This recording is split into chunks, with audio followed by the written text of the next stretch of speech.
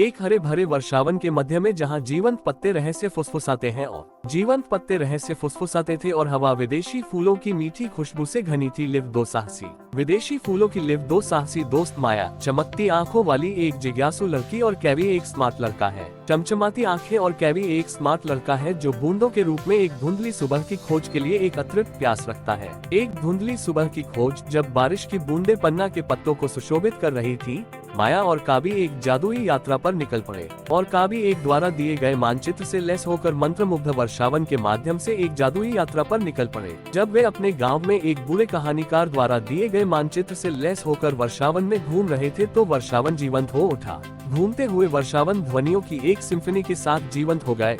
रंग बिरंगे पक्षियों ने अपनी धुनों से आकाश को रंग दिया, आकाश को अपनी धुनों से रंग दिया और शरारती बंदर एक पेड़ से दूसरे पेड़ पर घूमते हुए नवागंतुकों को देखते रहे। फिर नवागंतुकों को चंचल जिज्ञासा से देख रहा था। हल्की हवा चली। उत्सुकतावश हल्की हवा के झोंके ने प्राचीन कहानियों की फुसफुसाहट को जन्म दिया, जिसने जंगल के जादू को जगा दिया। जंगल के जादुई निवासी अचानक उन दोनों के पैरों तले जमीन कांपने लगे।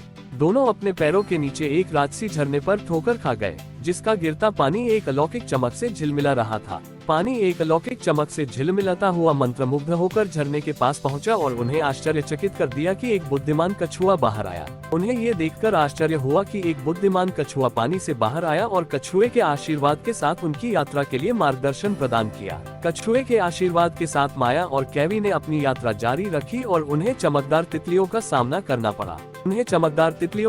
करना पड़ा जो उन्हें छिपे हुए रास्तों और बुद्धिमान पुराने उल्लुओं के माध्यम से मार्गदर्शन करते थे, जो कि शेर की कहानियां हैं। और बुद्धिमान पुराने उल्लू जो शार में वर्षावनों की कहानियां हैं, उनके साथ मंत्रमुग्ध इतिहास। जिस तरह से दोनों ने एक शरारती से दोस्ती की, जिस तरह से दोनों ने टेंगो नाम के एक शरारती तूफान से दोस्ती की, जो उन्हें एक गुप्त स्थान पर ले गया जहां जादुई जीव थे। गुप्त समाशोधन, जहां जादुई जीव एक भव्य दावत के लिए एकत्र हुए थे। जैसे ही रात हुई, वर्षावन में तब्दील हो गया। वर्षावन एक रहस्यमय क्षेत्र में तब्दील हो गया। जुगनू अचानक टिमटिमाते तारों की तरह पेड़ों पर सजने लगे। टिमटिमाते सितारों की तरह पेड़ों पर अचानक एक राजसी जगुआर छाया से उभरा और माया और कैवी को अपनी सवारी के लिए आमंत्रित किया। माया और कैवी को अपने मार्गदर्शक के रूप में जगुआर के साथ अपनी पीठ पर सवारी करने के लिए आमंत्रित करते हुए वे रात में ट्री टॉप्स के माध्यम से उड़ गए। पेड़ों की चोटियों पर रात भर उड़ते हुए वे नीचे वर्षावन के बीचों बीच एक जादुई टेपेस्ट्री की तरह खुलते रहे।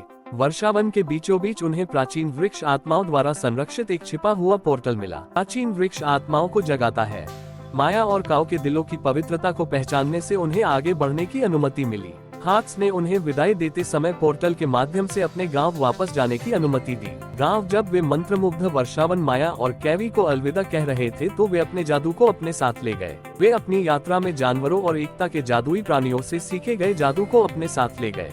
जानवरों और एकता के जादुई प्राणियों ने प्रकृति के प्रति सम्मान और डिस्कवरी की सुंदरता को साझा किया। डिस्कवरी यादगार बन गई। उनके गांव के साथ साझा की जाने वाली कहानियां आश्चर्य और जादू की एक टेपेस्ट्री बुनती हैं। आश्चर्य और जादू जिसे आने वाली पीढ़ियों तक दोहराया जाएगा।